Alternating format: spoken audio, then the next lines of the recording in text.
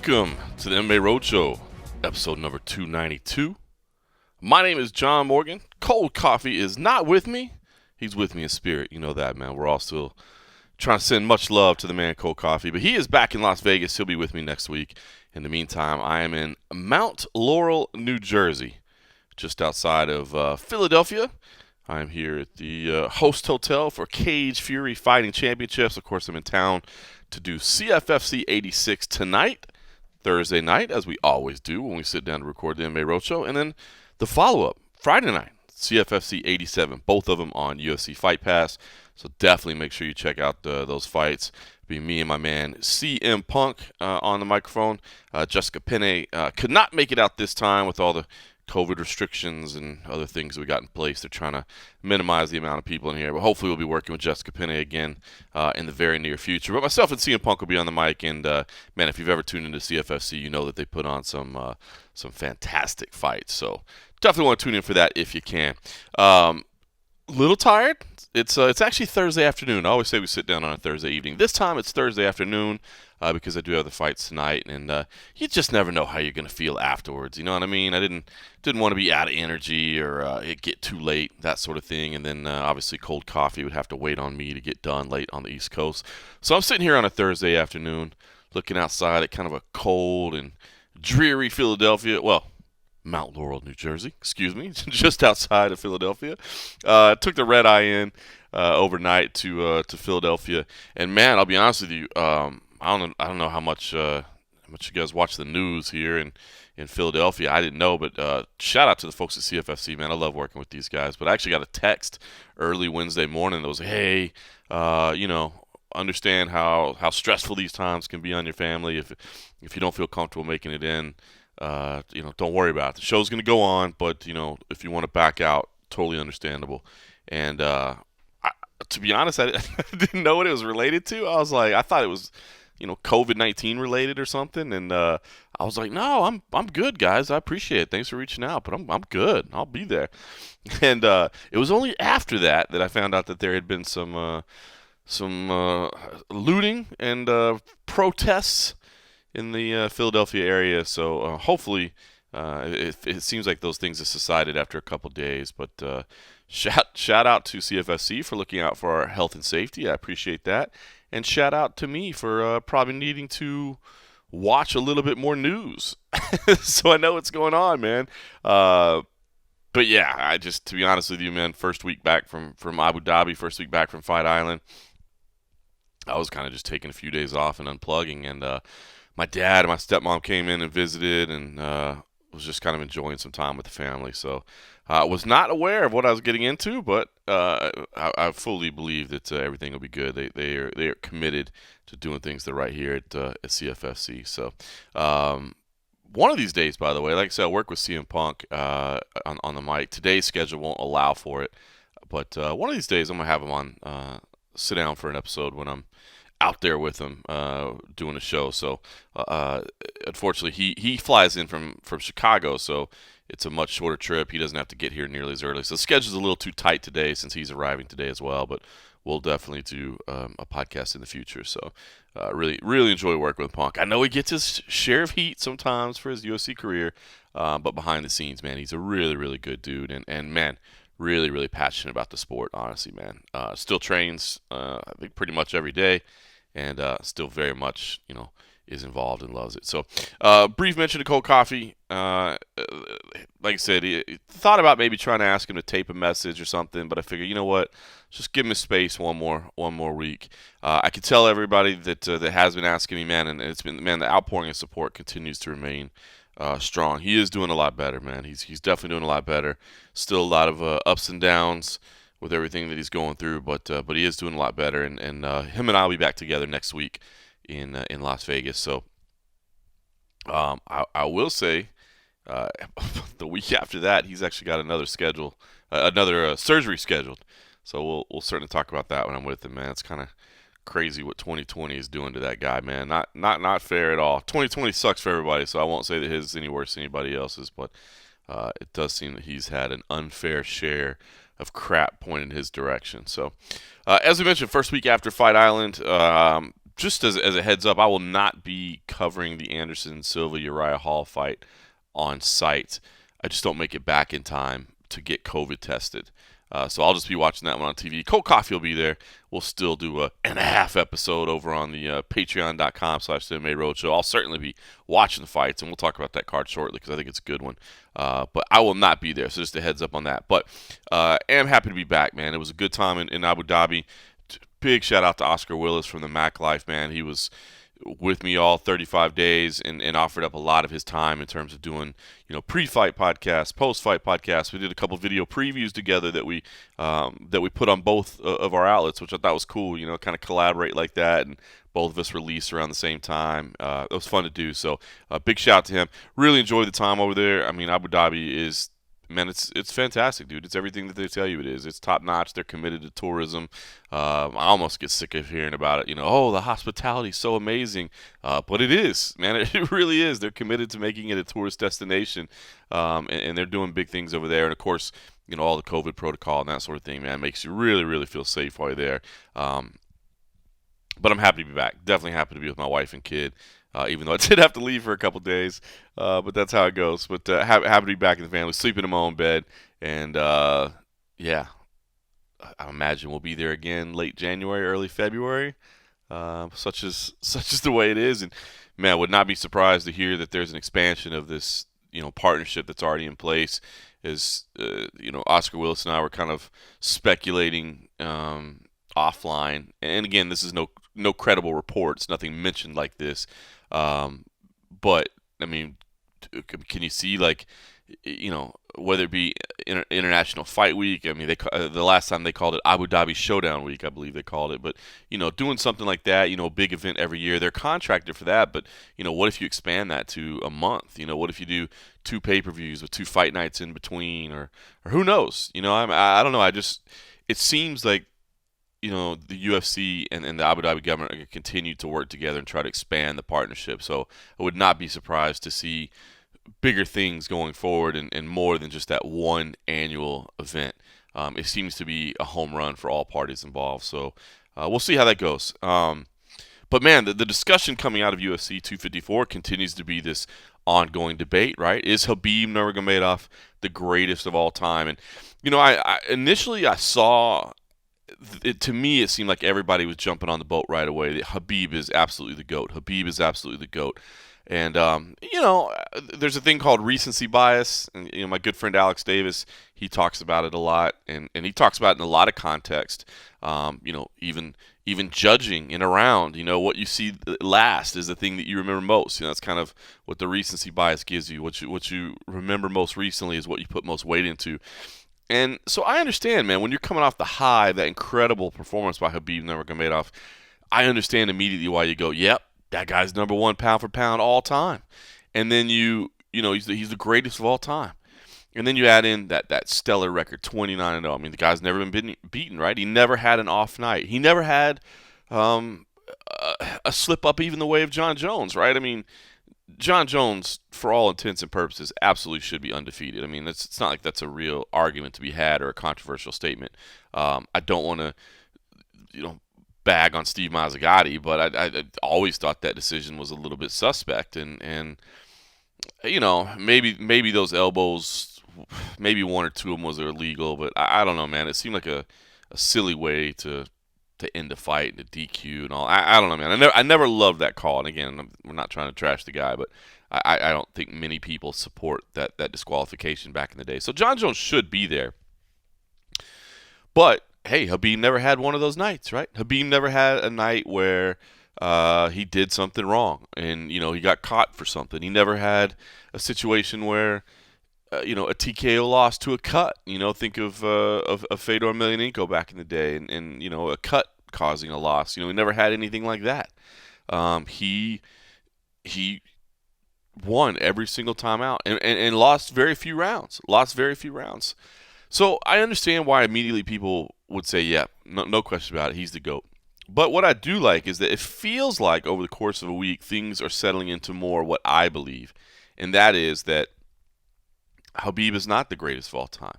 Now, he is unquestionably the number 1 pound-for-pound fighter on the planet right now. at this moment. Now, if you say, well, he's retired, okay, but we usually give a little bit of a grace period, right? Especially in MMA, these retirements don't necessarily stick; they're in and out.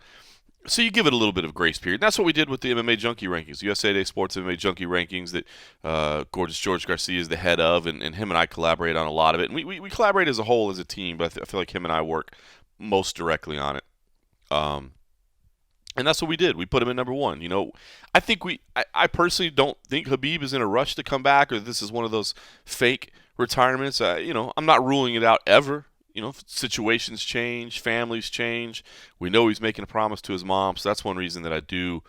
I mean, you saw the emotion that was outpouring from him, and you know what a man of morals and a man of character that he truly is. So I do believe this is a sincere retirement and not just a contract ploy. When Henry Cejudo called it quits, I think we all looked around and thought, oh, that dude just wants a bigger contract, right? That's not what I'm thinking here. Khabib is the highest paid fighter in the game. Highest paid fighter in the game. That's a fact. Highest paid fighter in the game.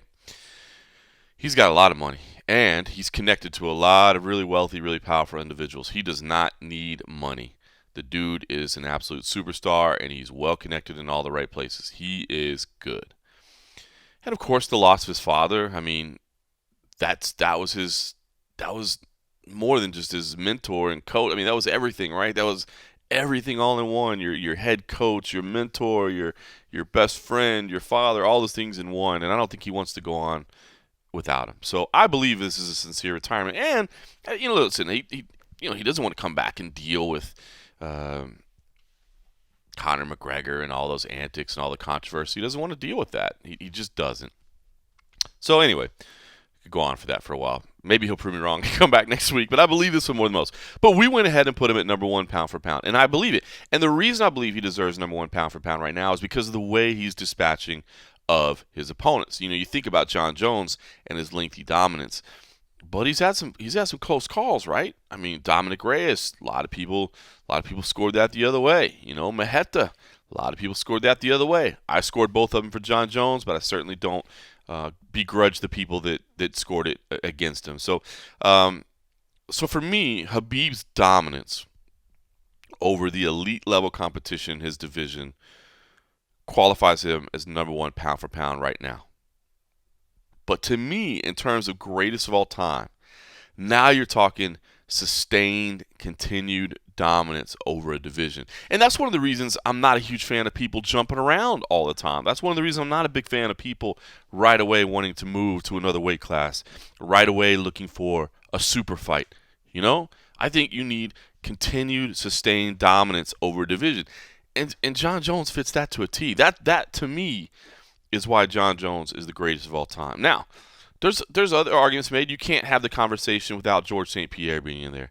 You can't have the conversation without Demetrius Johnson being in there. And honestly, you probably can't have the conversation without Khabib Nurmagomedov being in there. But to me, it's Jon Jones. Now how far do you want to go down the rabbit hole of can you include anybody that has failed PED tests on there as well? I mean, because now you start talking about precluding Anderson Silva from being on there, precluding Jon Jones from being on there, and that's a different discussion entirely. But for me, just talking about the greatest of all time, with all respect to beating Nurmagomedov, I think he was well on his way to being there. I think a couple more wins, 3, 4, 5 more wins, clean out the division. Go ahead and I hate to say Tony Ferguson because I don't know if it would happen, but Tony Ferguson, had they been able to put that George St. Pierre super fight together, even though I know it's a late stage career, George St. Pierre, I just feel like Khabib needed a few more wins, a little bit more lengthy dominance. I mean, he rattles off a few more wins over top contenders like that. Maybe does end his career with a fight against Usman. Or something like that, do a little something extra to put that extra little exclamation point on the end of it. But sustained dominance over a division for a lengthy period of time, that to me is GOAT status. So I feel like that's the more common opinion now, a week later. I don't feel like it was the opinion, a day later. But I think it's the right opinion to me. Everybody's entitled to. That's the other thing about this one is when you start getting to an argument about pound for pound, don't get too involved in the argument, all right? You know, when you're talking about greatest of all time and divisions and and pound for pound and all this, it's just it's an argument that's fun if anything else. Don't get too heated and don't try to tell somebody is right and wrong. I mean, it's like well, I'm not even gonna say it because that'll just get the whole nother thing started. Oh, okay, I was gonna say like you have the argument of like Jordan versus Kobe versus LeBron, and it's like come on, man. I mean, you're splitting hairs with the best of the best and the greatest of all time. I think in many ways it just boils down to kind of what you deem as the greatest of all time. So in fact, and we'll talk about it a little bit in a moment, but Anderson Silva, prime era Anderson Silva. How can you not say greatest of all time? I mean, the dude was unbelievable, and is still a great fighter. It's just that he's 45 years old at this point. His best days are behind him, and his game, people caught up to his game, and of course, his game was so much about speed and timing and reaction and that sort of thing, and not that he's slow and terrible out there, but maybe he's not quite what he once was, and so because of that, he suffered a lot of losses, and so now if you look at his career as a whole, you don't know that it necessarily holds up. Fedor Emelianenko, similar in a lot of ways, right? I mean, at a time, and honestly, Fedor's a guy that probably deserves to be in the discussion as well. Certainly for greatest heavyweight of all time. But when you had those losses late in your career, how does that affect your performance? I mean, how does that affect your career as a whole when it's evaluated? That's debatable too, right? Because the runs of Fedor Emelianenko, the runs of Anderson Silva, unbelievable. But then they kind of ruined them a little bit in the end. And I hate to say that because they deserve to make that money. That's the sad thing about this sport, I guess, is that you're at your highest in as a rule. If you're at the top of the arc, before you start that arc down, you're making the most money you ever have. You're at your highest earning potential ever. And so when people say, yeah, but you need to know when to walk away. Well, hold on. I'm making more money right now than I ever have. And I'm trying to set up my family. I'm trying to pave my way forward. So it's easy to see why people hang on too long. And sure, the glory is a part of it. You talk about fighters that can't pick the right time to go away. Of course, a huge part of it is the adrenaline that comes along with what they do. I mean, being in the limelight, being that star, being, the center of attention in a crowded arena of people cheering your name, that's huge, man. That's toxic. And then for most of these guys and gals, just the competition nature of it, right? Like that's all they've ever done. I mean, it's mano competition. And where are you going to get that? I mean, how are you going to get the drive of what it takes to be successful in a professional cage fight anywhere else? I mean, so those are all kind of psychological and emotional aspects of it. But don't forget the other reason it's really hard to walk away from the sport at an applicable time is because you're generally at your highest earning potential as you're starting to fade away. You've got that big contract. You've got what you've worked for. And now it's like, well, hold on, I can quit right now and ensure that I don't damage my legacy, which legacy probably does mean something in terms of future business opportunities and future, I don't know, bookings as a motivational speaker or something like that. I mean, there's something to be said for that. But if it's like, well, I mean, think about this. Put yourself in this position. You know that you can go out there against a fight that if you're being honest with yourself, you're probably going to lose. You can admit that to yourself, which I'll be honest with you, most of these guys and gals can't. And they shouldn't. You have to be almost arrogant in your self-belief to be successful in this sport. But you know for a fact that you're willing to admit to yourself that you're probably going to lose.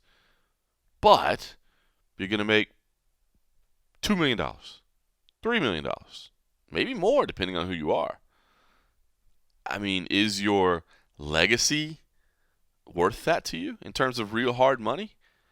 Is your legacy, your reputation? I mean, does your reputation pay for your kids' college? Does your reputation ensure that you don't have to get that post-career job. I mean, not everybody can be an analyst. What was the fallback position for so long? Gyms. I own a gym. I run a gym. Gyms are closed right now. How many gyms in this country, hell, in the world right now, are probably going to have to shut down because they were independently held and somebody can't afford to fund them. So um, it's tough to walk away, man. It's tough to walk away. And so when you start talking about greatest of all time, and it's hard, man, because exactly how do you evaluate it? So that's what I say. Don't get too caught up in it, but I still think it's the right opinion. I think it's the right opinion. All right, a lot of MMA this week, man. Ton of MMA this week, which is awesome, man. We're getting the schedule going again. Like I said, I'm here for CFFC. Bellator is tonight. Man, Bellator, whew, by the way, suffered some losses to the cards at some day of losses with COVID-19. And, boy, that's the I love Bellator moving to Thursday nights. If I'm being honest, it looks like that's kind of their position moving forward. Bellator on Thursday nights, and I love it. I love it. I love it. I love it because it means less head-to-head nights for the UFC and Bellator, and I think that's good for them because I think most times they're going to lose that battle, and this is an opportunity for them to get more eyeballs, and I think that's smart. And as an MMA fan, man, I love having. I would rather have, and I get it, man. I know the saturation argument, the too much argument, and I get that. But nobody's telling you have to watch every single fight. I mean, I don't think there's baseball fans that may watch all 162 games for one team, but they don't watch all 162 games for every team in the league. So you don't have to watch everything. But I would much rather there be like one option a night, that if I can fit it in my schedule, I will, or if I can record it and watch some highlights, I will, versus, every single event is on Friday or Saturday when, hopefully your life has other social options as well, and you got to pick and choose. So I love it on Thursday night. I will say this, though.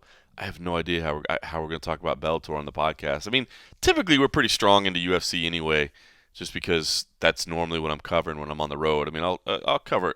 We've definitely covered our share of Bellator events, but generally speaking, it's been UFC, especially right now. When the UFC's in our backyard in Vegas. I mean, that's pretty much all we're covering. So I feel bad. I don't know how we're going to work this out moving forward for Bellator runs. Even once, the world gets back to normal and we're covering on site, I'm not sure exactly what we're going to do. I don't know if we do like a post-fight podcast, basically. So that way it's kind of a and a half, but not really an and a half. It's just a normal episode, but we're talking about Bellator. I don't know. So if you got any thoughts or suggestions on what the hell we should do with that, because I don't want to just completely ignore Bellator. Tonight's main event is incredible. Douglas Lima versus Gegard Mousasi. Vacant middleweight title on the line.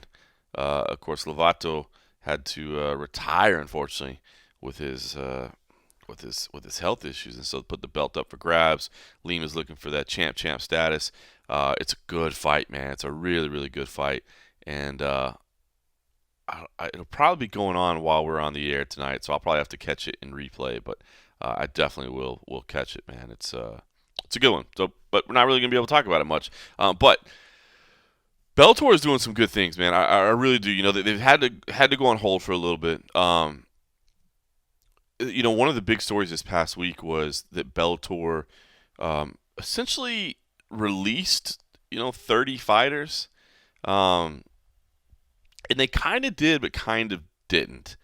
And so I want to kind of address that a little bit, because they definitely didn't cut all of these people. A lot of them were situations where contracts expired, and they essentially said, we're not going to renew them for right now. Now, I talked to a couple fighters that were affected by this or that were a part of this. I knew that something like this was coming. I didn't realize how widespread it was. I didn't realize it was affecting the number of people it was. But if you saw this news and thought, what the hell are they doing cutting all these people, man? What are they doing? I want to give you some business things to think about. And that is, first of all, a lot of these contracts were fighters that were looking for other opportunities anyway. Bellator was on hold for months and months and months, and people were looking for other opportunities and ways to make money and other places they could sign and that sort of thing. And so some of these folks, I wouldn't say negotiated their release, but were kind of like, hey, if you don't mind, my contract's up, and technically you're in default because you owed me a fight, but you haven't been holding fights, so I'm sure I can't legally enforce that because they have a policy called force majeure, which basically means acts of God and things that nobody could anticipate it. You can't hold us to that. So there were a couple of those in here where people were just like, look, why don't we just call it even? We won't try to, please don't extend my contract further, and I won't make it a big deal that you didn't give me the number of fights that you promised me you should, and we'll go our separate ways, and that's that. So that was a handful of them. The other thing too is, and this happened in the UFC a couple of times over the years, less so now that they're scrambling for bodies with COVID-19. That's not really anything that we talked about before, but there were multiple situations like this over the years where guys' contracts would run out and the UFC simply wouldn't offer a renewal. Now, it didn't necessarily mean that they weren't interested in re-signing the athlete. It didn't necessarily mean that the athlete wouldn't get a new deal. It's just that if I give you a deal right now, then instantly the clock starts ticking, basically. You're signed for a certain amount of months and are promised a certain amount of fights. And if I don't give you that many, and I'm sure you guys have heard Dana talk about this over the years, and the matchmakers can't talk publicly, but Dana has mentioned it, and he'll say, I have to give you X number of fights over X number of months, or I'm in default of your contract. So that's the thing, is that if you sign somebody to a new deal, instantly that clock starts. So the clock that we were just talking about, running out on some, you just don't want to start it on others. So you just don't offer them a deal. And it doesn't mean that you wouldn't like to offer them a deal at some point. Now, of course, it does allow them to go seek contracts elsewhere. And if they seek a contract elsewhere and find it, well, that's that. They're out. But in some of these situations, I think that Bellator, especially given what's going on now, was just being kind of prudent in their decision-making and saying, I'm not going to start the clock on your contract when we're still scrambling to catch up for all the months that we missed. And that's what they're trying to do right now. Make no mistake about it, man. They have got contracts to catch up on. Man, they got to get caught up so they don't fall in default. Because then when you fall in default, now you end up paying for fights that you're not even putting on because you owe people money. So I think that was a big situation as well. Now, some of those were legitimate releases, cuts, which I think is a good thing, man. That Bellator is, we've talked about it for years if you've been listening to the Roadshow for a long time. Bellator has done a phenomenal job of building up young talent. They're taking chances on people. They're signing 0-0 people or 1-0 people because they know they need to. They know they need to get people early because, and I mean this is no disrespect, but there's nobody in a gym right now, no 14-year-old kid training right now saying one day I'm going to be Bellator champion. They're just not. And that's no disrespect to the Bellator brand, but the UFC brand is the top brand. That 14-year-old kid that's in there saying that they're going to do this for a living, they're saying, I'm going to be a UFC champion. Now, then you get to this, you get to the time where you've put in the hours and you're ready to turn pro, and you start out on the regional level and that sort of thing. But maybe you're one of these phenom type, Aaron Pico type prospects, and obviously there's numerous others as well. When you talk about the specialists. The Dylan Dennises of the world, the AJ Agazarms of the world, I guess you could even maybe throw MVP, although not anymore, of course. But originally speaking, Bellator will take chances on those guys because they want to create some brand loyalty early on. They want to not get a fighter to change their dreams, but that becomes reality, right? Like there comes a time when it's like, well, I can chase that dream I had of being a UFC champ, or Bellator's paying me pretty damn good right now. Maybe I'll just stay where I'm at, which is, look at what Michael Chandler did for years and years and years. And finally he did say, no, I can't live with myself if I don't go to the UFC. But there is that path. So Bellator's done a good job of developing these young athletes, but now they got to start putting some stock in them, right? They got to start pushing them up to the top. You can't have them just as prelim fillers forever. You got to start putting them in more featured slots. And as it looks right now, it looks like these, the first couple CBS Sports main cards that we've had since they made the transition are like 3-fight main cards. So now you've even got less kind of those featured roles to go with. So at that point now you say, all right, some of these veterans that have been around for a while, I think we like them, but I think we've seen their upside. Let's transition to these others. So to me, I saw a lot of criticism of Bellator for these moves. I thought they were wise. When you factor in everything we just talked about in terms of logic and reasoning and why they made these moves, to be honest with you, man, I thought these were very, very prudent, very smart business decisions for Bellator. And it's good times for them, man. Hopefully these Thursday night slots will give them um, a little bit more spotlight, I guess, just a little bit more time on their own. Does it necessarily mean they're going to have a tenfold increase in viewership because they move off of Fridays, they move off of Saturdays? No, but at least they got a night that's more to their own right now. At least, you're not being forced to make a decision between which fight do I want to watch. I mean, man, Lima versus Musasi is probably the biggest fight of the week in the world of MMA right now. The most consequential, the top ranked. It's probably this fight. I mean, that's certainly arguments can be made, but at least it's not now going to have to go head to head with the brand that is the UFC, the brand that is ESPN. They get their own little night here. So I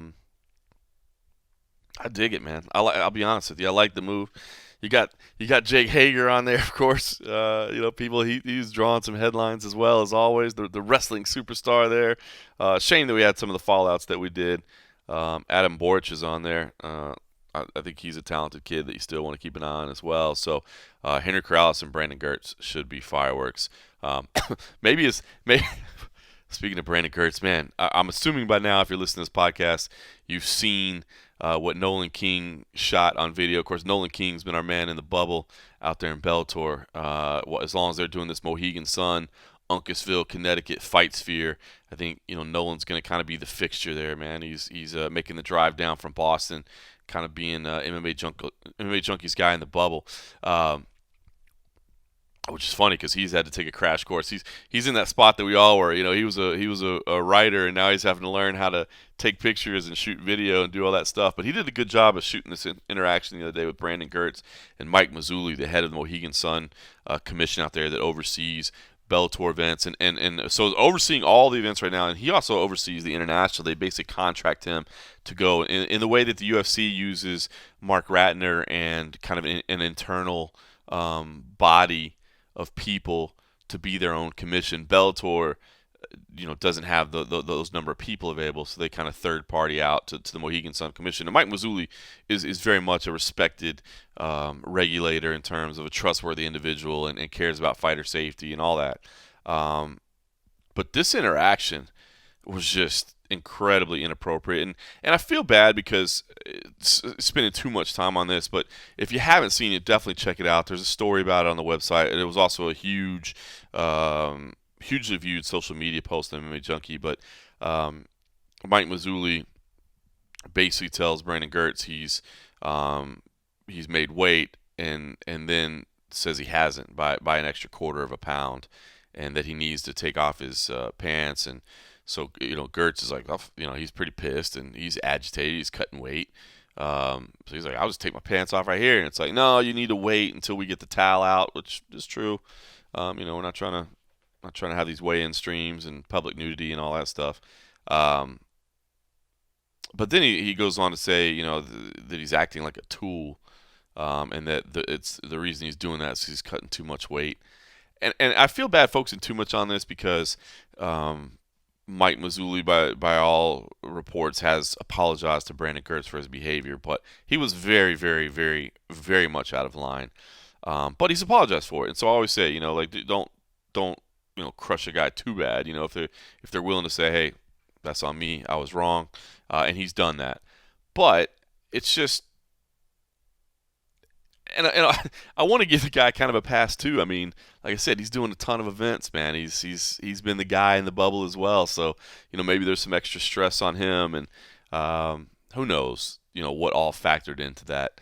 But it was over the top, man. It was too much, and It just bugs me when I see that in the sport in terms of ego in the regulators. You know what I mean? The regulators are doing their job, and they should be treated with respect as well. People should not be disrespecting officials. People should not be disrespecting commission reps. People should not be disrespecting the inspectors. None of those things. I mean, they should be treated with respect, but they got to give it too. And you certainly don't need to be talking to a fighter like I cannot imagine any reason, to be honest, that you would talk to a fighter like that. You have to be, if you're the regulator, if you're the overseeing body, you have to be above it.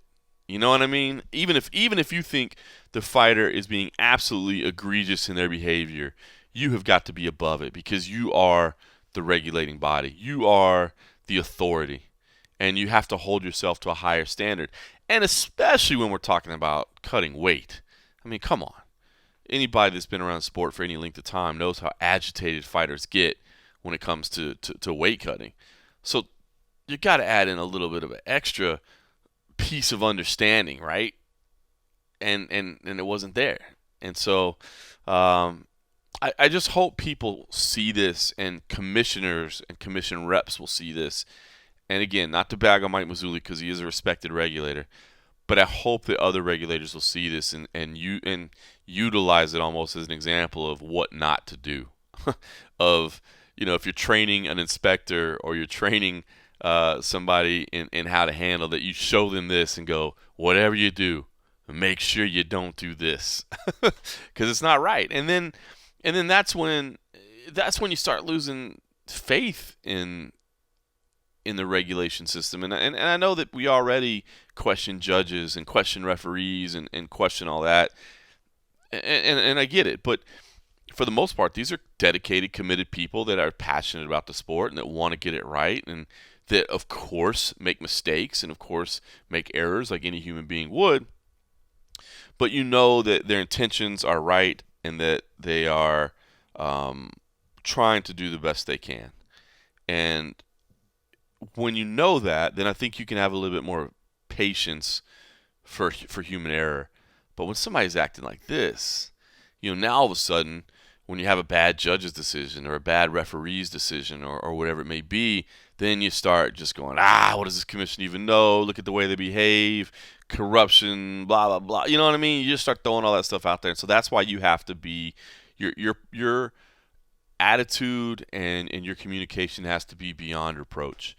And I don't want this to be a personal attack on Mike, but what I do hope is that it's an example of an incident of what not to do, and the other regulators make sure that stuff like this never, ever, ever happens again, because it just doesn't make any damn sense whatsoever. So, all right, Bellator 250. By the time you listen to this, it'll probably be over. But if for whatever reason this gets out a little early, make sure you tune in. Hey, how about this? MMA Junkie will have full post-fight coverage of all that. Nolan King is out there, and we'll have full post-fight coverage from out there from the Fight Sphere in Uncasville, Connecticut. Meanwhile, back in Las Vegas, Cold Coffee will be covering UFC on ESPN Plus 39. As I said, I will not be covering it, but I will certainly be watching it. This is a sneaky good card, man. I think it's a sneaky good card. I really do like this and some of the storylines and some of the athletes that are on here. And, of course, it starts at the top with Uriah Hall versus Anderson Silva in what appears to be Anderson Silva's retirement fight. Now, how to say this? You notice that Anderson has said my final fight in the UFC. I think he's been careful to say that, not my final fight. But my understanding is he has 2 fights left on his UFC deal. So that means that if he's done here, he can't just go fight somewhere else without the UFC's blessing. He can't just go, well, I'm done with that, finished up, good to go. How mutual that is, I don't know. I mean, he signed a damn 10-fight deal. I think we all thought he would finish up there. So I don't know. Maybe he'll fight again someday. But maybe he'll go box. I don't know. Maybe I don't know. At 45 years old, I know he wants to continue competing. But maybe this will be it for him. But anyway, um, we'll talk about him in a second. I want to start with Uriah Hall because Uriah Hall, now training with Fortis MMA. Of course, love my dudes out there in my hometown, Dallas, Texas. Always say Saud and the team out there doing good things, representing that Texas MMA.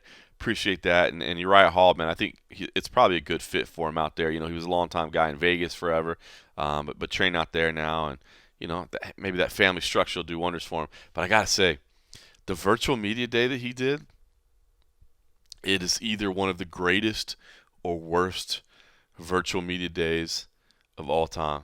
He hated it.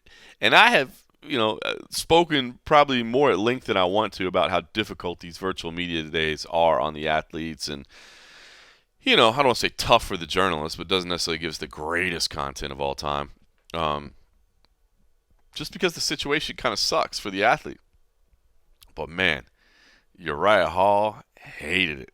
He hated it. So even though I'm on vacation this week and took a couple of days off, so I didn't do any interviews. Between the time I left Fight Island and before I got here, I didn't do any interviews because I was just I was just spending time with family. Like I said, my dad, my stepmom, my wife, and kid. So I don't normally like to share virtual media day interviews because, as I said, I don't think they're very enticing.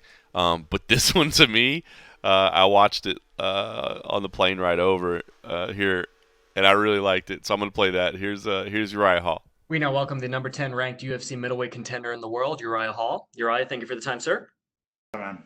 We will take the first set of questions from Gabriel Gonzalez with Cageside Press.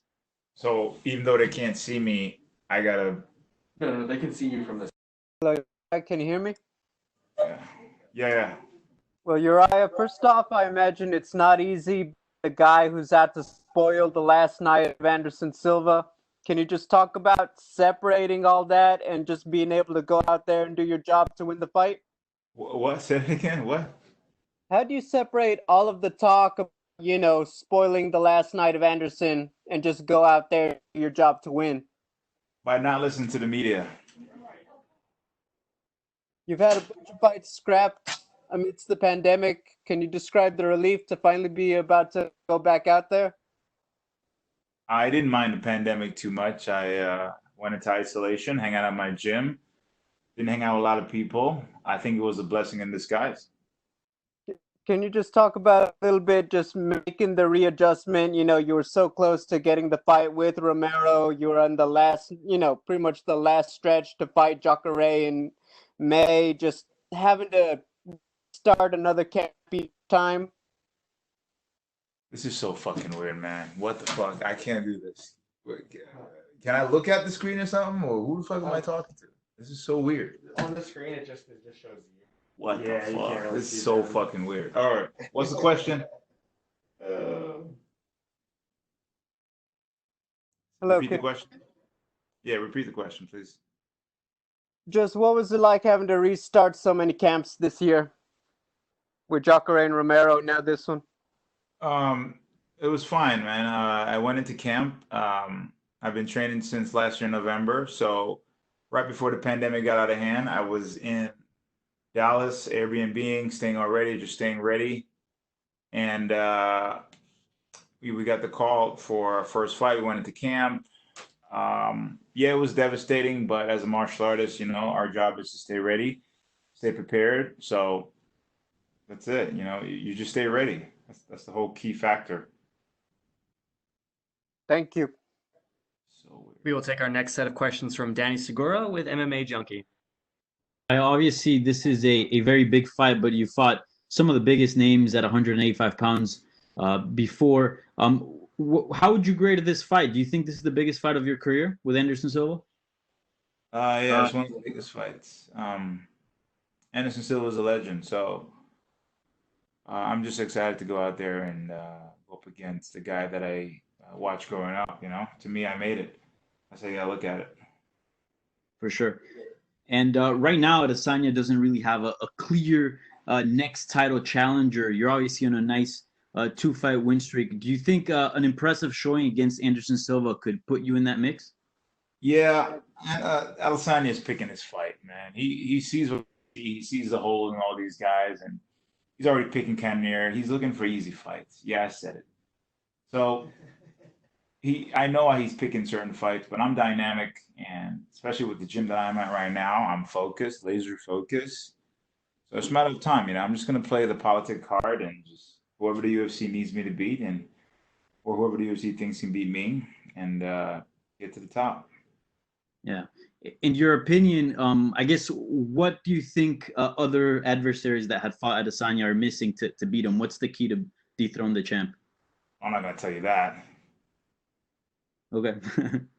And you just mentioned that you saw Anderson Silva as you were coming up. If you could describe him on one word, what would it be and why? Uh, he's just fluent, man. The way he moves, the way he fights, he's in the moment. And a lot of people don't really understand that dynamic. That's why he says he doesn't care about the whole fighting thing. It's not about fighting. People can't understand that concept because it's the moment when you're in there letting go. It's like training, you have to let go. But the problem with that is, when you have refs that don't know their job right or judges who aren't educated properly, it takes a risk factor in there and then you're more worried. So you can't really let go, but you can just go out there and fight someone. It's kind of hard to explain, but I know exactly what he's talking about in the martial arts world because that's all you have in that moment. Those 5, 10, 15, 20 minutes, that's all you really have to really express yourself. So I get where he's coming from. All right, thank you, Uriah. Best of luck on Saturday. We will take our next questions from Bruno Carvalho with UOL. Hi, Ryan. How are you? Good. What's going on? I'm good too.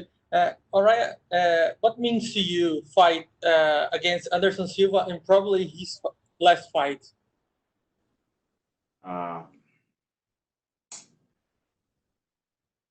It's a fight, man. It's work. You just show up to work and you do your job and you get out. That's it. I mean, obviously he's a legend and I respect him, but it's a fight. We all look at him in awe and all that, but it's a fight. What else do you want me to say? It's a fight. It's like you show up for work. It's work, right? And you do your job and you get out. That's it. Okay. And both of you has a fight style very similar. So do you prepare something different to fight against him? Well, I'm not gonna tell you that, but what kind of question are these, man? You just have fun, man. Just watch what happens on Saturday. Okay, thanks. And the last two guys I had that gave interview were awesome. Yeah. We'll take the next questions from James Conlon with RCB Radio Sport Ireland.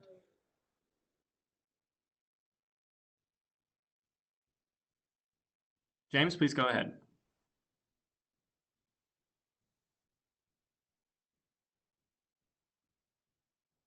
Okay, we will take our next questions from Sumik Dada with Sports Kita.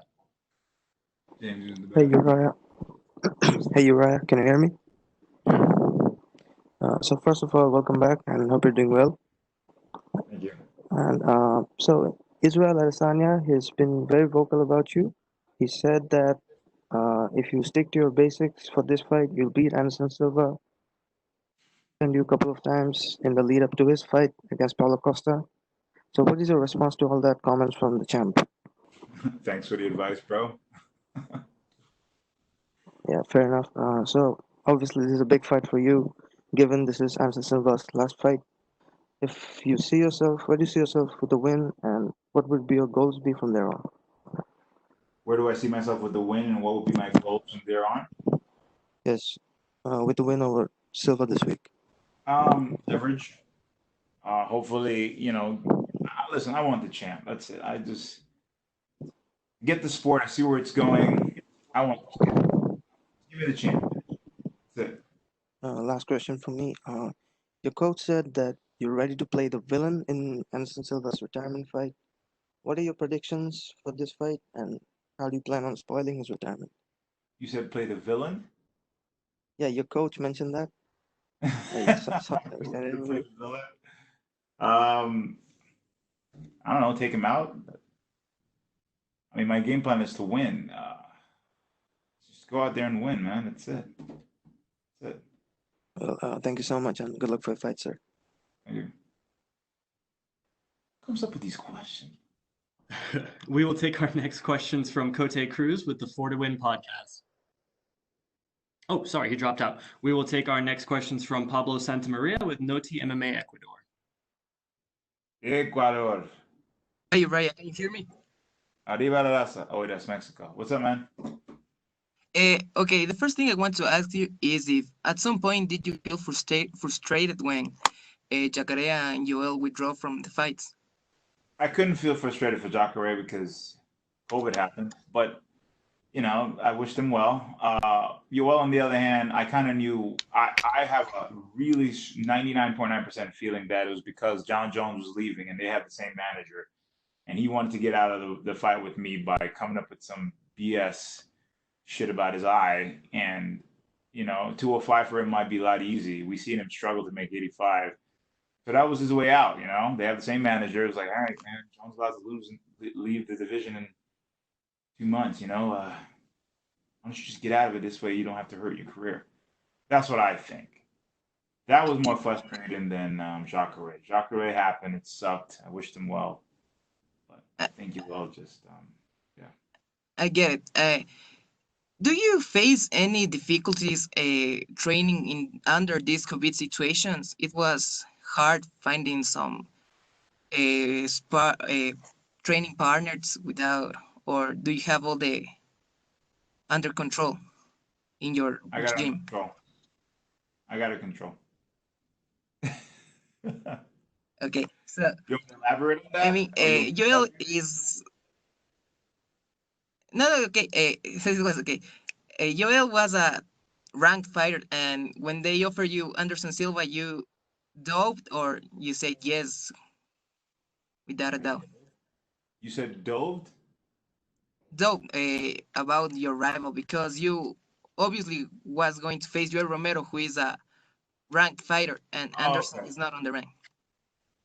So you're saying if it made sense to take Anderson, well, because he's not ranked. Both guys have a name. Both guys have a reputation. Personally, for me, Anderson has been someone I've idolized for years. So to me, that's a trophy fight. It's a championship fight to me in my mind.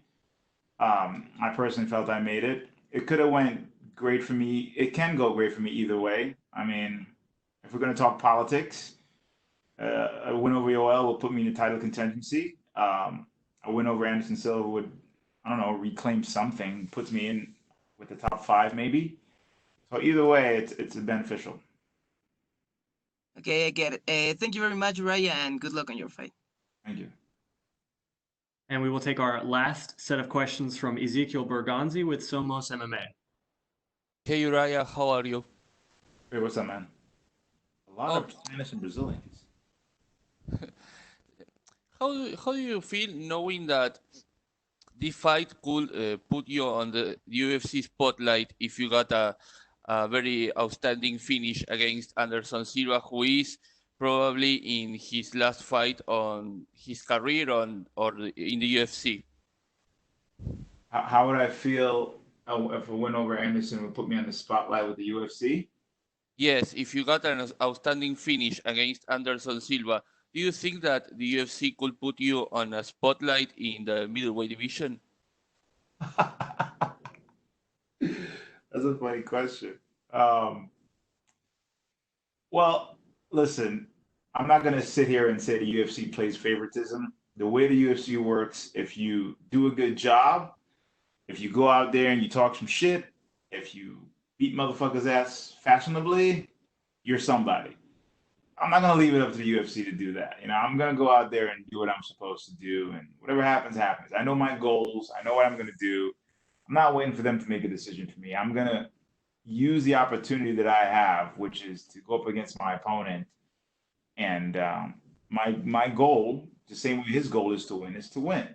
That's it. And after that, you know, I'm looking to gain the top 5. Whoever's in the top 5, because my ultimate goal right now is to fight the champ. I just want the champ. That's it. And do you think that if you beat Anderson, you need a one more fight to get a title shot against Israel Adesanya? Because everybody thought that Charles Cannonier was going to get the title shot, but he was defeated by Robert Whittaker. and everybody's talking about a rematch between Adesanya and Whittaker. So do you think that maybe you can have a title eliminator fight for getting a shot? With the way the UFC works, bro, God fucking knows what's gonna happen. All I gotta say is I'm just gonna stay ready. A win over Anderson is always gonna be a good thing. Wherever it puts me, if someone gets injured, I'll be ready. If they say, hey, you need to fight this person again, I'll still be ready. If it makes sense, I'll do it. If it doesn't, of course, I'm gonna try to fight it. But again, the goal remains the same: is to become world champion. And do you think that in MMA, entertainment is way more important than sports? And what do you think about that? Ooh. I think that entertainment draws a big audience. There's a good and bad with it. It's good because it sells the fight. You go back in time and you look at a guy like Muhammad Ali, of how he sells the fight, how he's trash talking, all that stuff. You want to see him. He's entertaining, he's funny, and then he goes out there and performs his skill set, whether it's Conor McGregor or what's that Colby dude. And yeah, it brings other people in. It brings fans, like actors, or broaden the horizon of it. The thing I don't like with that is just it misconstrues a lot of things, where a lot of people don't understand the dynamics of certain fighters, where it becomes picky and choosy. It's like saying the prelims. No one fucking watches the prelims. It's like, who watches the prelims unless you know somebody on the prelims? So it generates favoritism.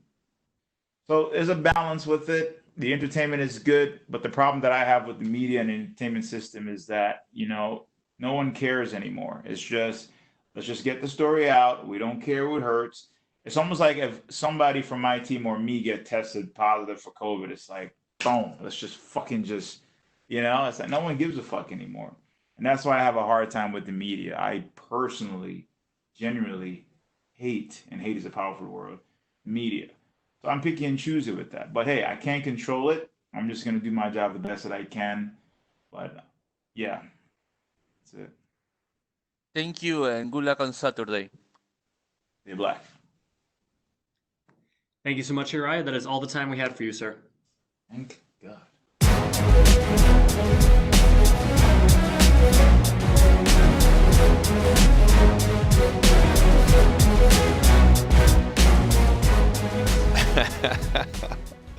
How uncomfortable was that in places? Oh man, the funny thing about Uriah Hall is I think he's a good dude, man. I think he definitely does hate the media, as he says. He does, and he always has. But he's given me some great interviews over the years, man. I think you definitely have to earn his trust, man. I think he looks at everybody in the media with I don't know. I don't want to say with disdain, but it just doesn't immediately trust you. Like I said, you got to earn his trust. It's not like, hey, just because you're an MMA reporter, I believe you'll be responsible and do the right thing. And man, let me say, I totally respect that approach to it.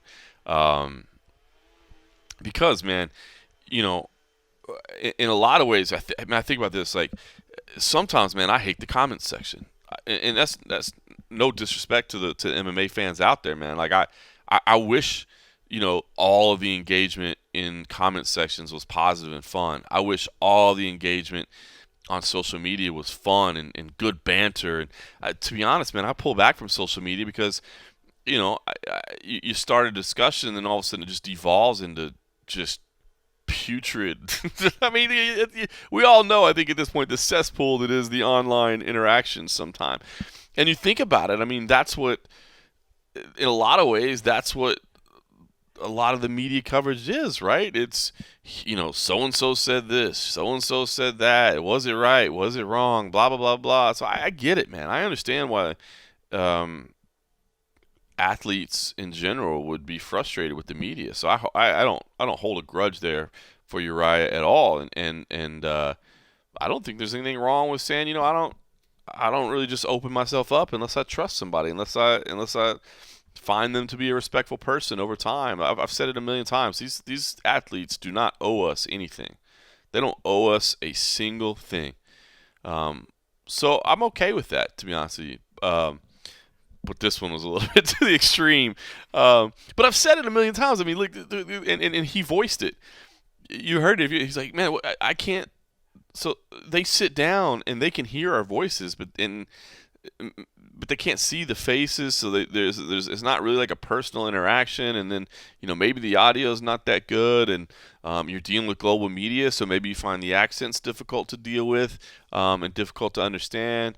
It's tough, man. It's a tough situation, but I thought Uriah kind of blowing up there was either very entertaining or very something. Anyway, I just couldn't look away from it. All right, now a couple things though. Let's talk about his actual content.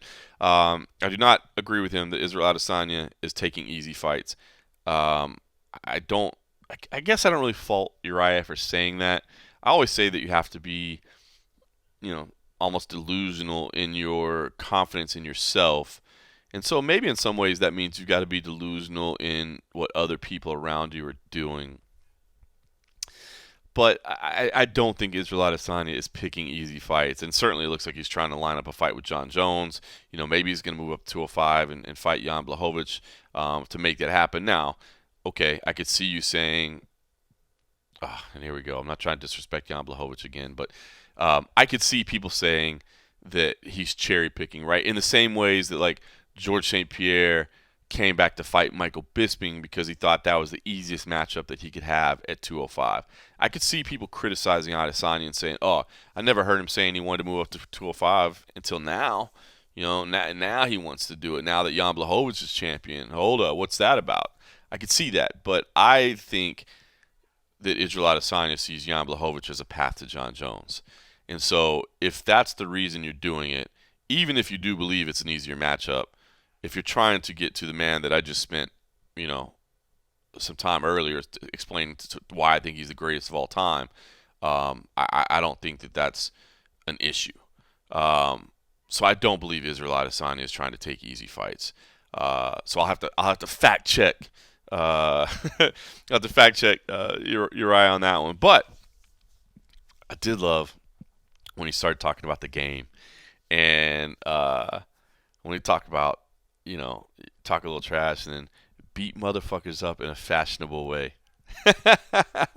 I like that one, man. That one stuck out to me. That one spoke to me. And I like how engaged he was in the final question of, is this entertainment or is this a sport, man? I thought, that's the type of questions that Uriah likes to discuss. More philosophical type stuff. And that sort of thing. And I think that's the thing you have to remember when you're speaking to him. But I thought his answer there was great as well, because it is, it is a balance. This is not pure sport, man. It's certainly not, but it's not pure entertainment either. It's both. So I thought that was great. I picked Uriah Hall in this fight.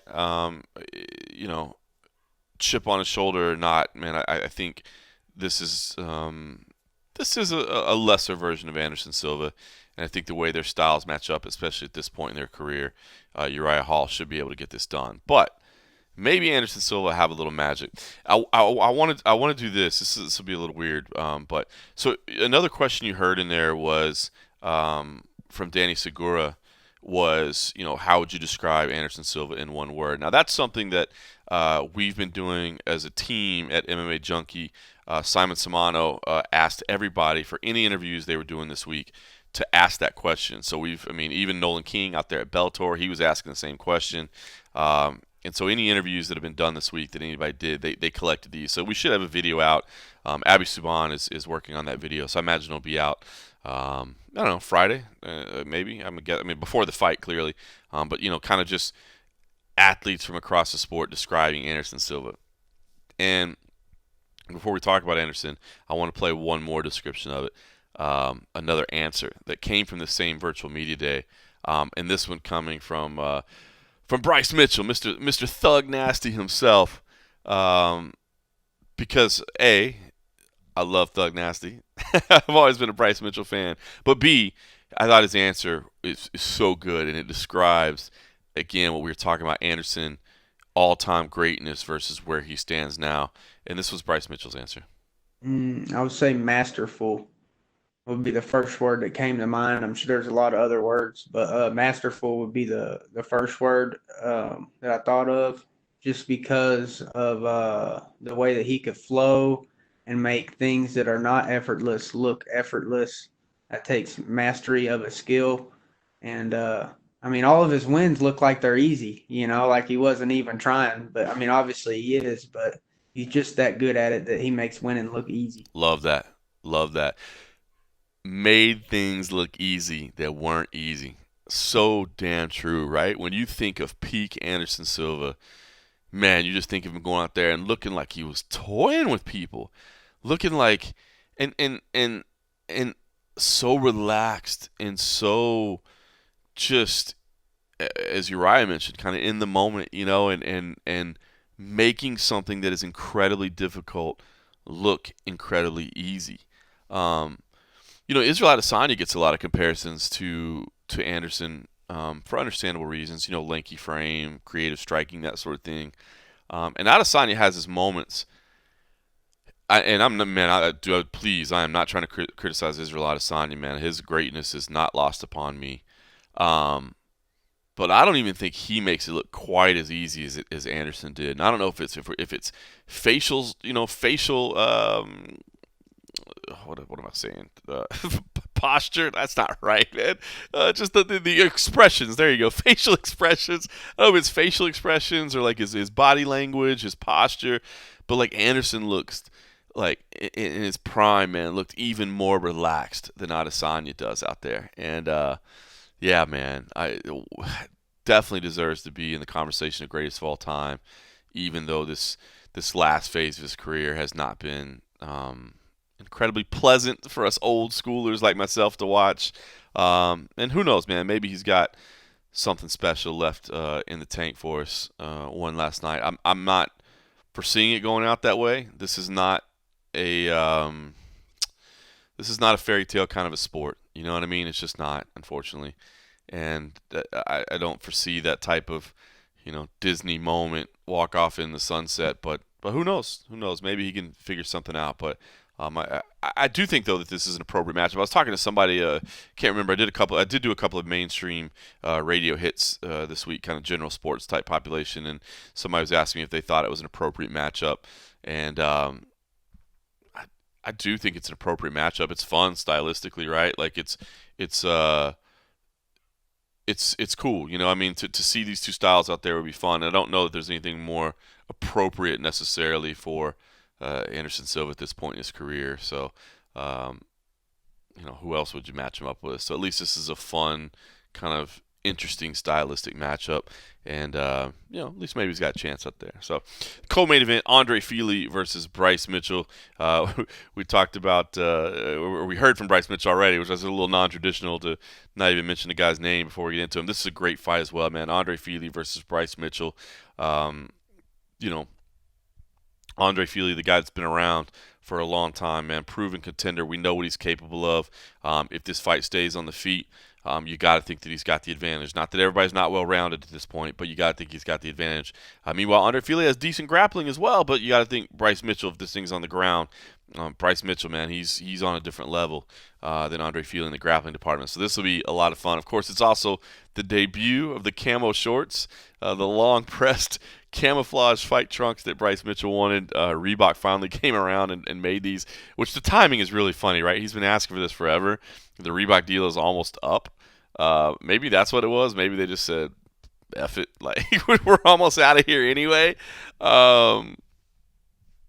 I don't know. I don't know why they're just now making some custom trunks. But, maybe they didn't want to do it before because they didn't want to open the floodgates. Now they're like, that's somebody else's floodgates to deal with, man. We don't care. So he does have his camo shorts, as has been shown on social media. But Danny Segura asked him this question as well. I thought it was great, and he started talking about what had happened if it didn't get done. How he had this whole great plan for how he was going to wear them anyway, even if they weren't approved. And I'm not going to play the whole thing from Bryce Mitchell because we played so much Uriah Hall, but I did think this was funny. So here's a little bit of Thug Nasty talking about what would have happened had he not gotten his camo shorts. We will take our next set of questions from Danny Segura with MMA Junkie. Hey, Bryce. Back to camo shorts real quick. Were you surprised that Reebok came through? Because they don't really take too many requests, and we've sort of seen them throughout the years just keep uniform. Yeah, I was really surprised that they actually made the camo shorts and came through with the whole thing. And I think a lot of it was to do with Dana and my fans. And, they just couldn't deny me no more because too many people was complaining at them. And I'm glad that it worked. Yeah, it certainly did. And when you first started campaigning, was it a bit of a joke, or did you actually think that you could get it done? No, I was dead serious. I was wanting the camo shorts, and I was 100% gonna wear them. And I just figured that they wasn't gonna let me, so I was gonna have to wear them illegally. And then, I had this whole thing envisioned out in my head.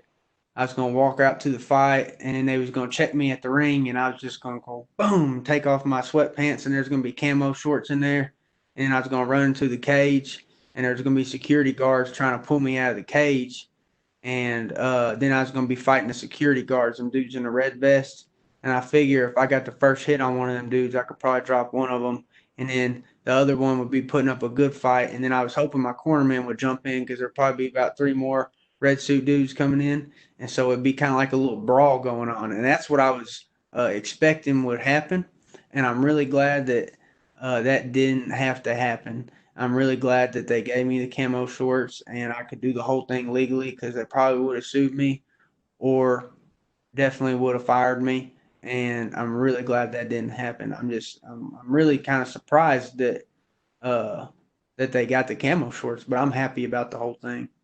For sure, no doubt. And can you explain fans, I guess, why is camo so important to you, and if the significance behind it? Well, when I go into that cage, I sign a piece of paper saying, I could die. And so I want to do so representing where I'm from and the people that I love, everything that I love. And I can't think of a better way to do it than with a pair of shorts that says something about me. And that's what the camo shorts mean to me. They represent uh, the stuff that I love. Come on, man. How do you not love that kid? I love it, man. Listen, like I said, great co-main event. Really, really like that. And then you look at the rest of the main card. Kevin Holland is on there. Got a late notice replacement in Charlie Ontiveros, but I love Kevin Holland, especially Kevin Holland fighting in the Apex when you can hear every single word that's being said in there. He's a lot of fun in there. Maurice Green versus Greg Hardy, man, that's an intriguing matchup for me. Again, I know a lot of people aren't big Greg Hardy fans, but his athleticism is off the charts, and his commitment to the sport is there, and it'll be interesting to see where he's developed. Maurice Green, more refined and more more knowledgeable, I would say, in the striking game. But the speed, I think, is going to be a problem, man. Maurice Green, while he's tricky, he's got some grappling chops as well. And like I said, a more seasoned striker. He's never struck me as the type of quick fire athlete that Greg Hardy is, and so I think that could be problematic as well. And then Bobby Green versus Thiago Moises opens up the main card as well. So another couple of fun names in there, and of course Bobby Green, when he's on point, that dude is. I mean, that dude can be on another level, and he's going to give you. He's going to give you an amazing interview as well. Probably a little bit of free-flowing style, and who knows? Maybe he'll touch on racial topics and how we need to have love for everybody, or maybe he'll just talk shit. You know what I mean? You're as likely to get a life lesson as you are just to have him talking shit. So good times, man. Good times. So yeah, I think that'll be a fun card. I'll be watching it on ESPN Plus, just like the rest of you, and of course we'll do an and a half episode overall for everybody at Patreon.com/The MMA Roadshow. So if you're not signed up over there, please do go to Patreon.com/The MMA Roadshow for as little as $3 a month. You can get all those and a half episodes, which is damn near every week these days, since the UFC is doing shows every week. Happy to do them, man. Enjoy it, and then we do want to talk about the negative interactions we see online sometimes, we definitely don't have them over there, man. I love talking with everybody over there. So kind of a fun little community we're starting to build together. So anyway, listen, I got to start getting prepped for the fights tonight. Hopefully, again, by the time you listen to this, it'll probably already be over, but maybe you can watch the replay of CFC 86, and then CFFC 87 is tomorrow night, Friday night, so maybe you can catch that one live. We've got some decent fights on both nights. I'll focus more on 87 since, like I said, 86 might be in the books by the time you get there, but I love the main event. Santo Curatolo, 5-0 as a flyweight, 5 first-round finishes. I mean, come on. Who does that? This dude, to me, seems like he's ready for the next level. But, nothing wrong with getting a little seasoning in there. Meanwhile, Alberto Trujillo making the trip in from California. He's originally from Arkansas, but he was in the Navy. Trained over in Hawaii a little bit while he was in the Navy, and then moved to San Diego to be a part of Alliance and Eric Del Fiero. And he's been there the last couple of years, and he's 4-1 early in his career. And said that, to talk to him, he's got this quiet confidence about him. He's not a trash talker, but he's like, dude, I've heard of Santo. I know he's a highly respected prospect, but I'm just as good. And I believe in my abilities. So this could be a fun flyweight main event. I will say CFFC 86. I always talk about Texas MMA. Levi Moles is in the main event, challenging for the vacant bantamweight title against James Gonzalez. James Gonzalez, of course, the guy that mangled Pat Sabatini's arm, that nasty little shoulder elbow lock that earned him the CFFC featherweight title. He's now moving down to challenge for the vacant bantamweight title. That was Jared Scoggins' title before he signed with Bellator. He was actually supposed to debut in Bellator this weekend, but his opponent fell out, and so he'll have to put that off. But that's why that title is vacant, and these two are challenging. Like I said, Levi Moles. I'm always following the Texas scene, and this is a kid that's been fighting since he was like 19 years old. And has a decent record. I think 13-4 is his record professionally, and everybody that he's lost to professionally is either currently competing in the UFC or in Bellator. And oh, by the way, all those losses were by decision. No finishes there, and some of them splits even. So I mean, he's right there, and those were early in his career. And now he's trying to challenge for the bantamweight title. And I did speak to him earlier this week on the phone, and he was talking about the fact that. Man, yes, he's eyeing big shows and that sort of thing, and titles and all that good stuff. But what he really wants to be is like the Cowboy Cerrone of the new generation. A guy that fights anybody, anywhere, anytime, and that everybody knows they want to see because it's going to be a good fight. So, and if you know me, if you're telling me you're going to be like Cowboy Cerrone, that goes straight to my heart. So, anyway, I think we got a couple good main events back to back. So, catch them on replay or live on UFC Fight Pass. And yeah, thanks for listening to me ramble for all this time. I wish I had somebody to bounce things off of, but we'll get back to normal next week. I will be with Cole Coffey. And first time we've heard from him, obviously, in quite some time. And obviously, still all sending our love his way, man, for everything he continues to battle with. But, yeah, we'll talk some fights, and we'll just catch up with our boy. And, yeah, until then, I'll just say thanks for listening.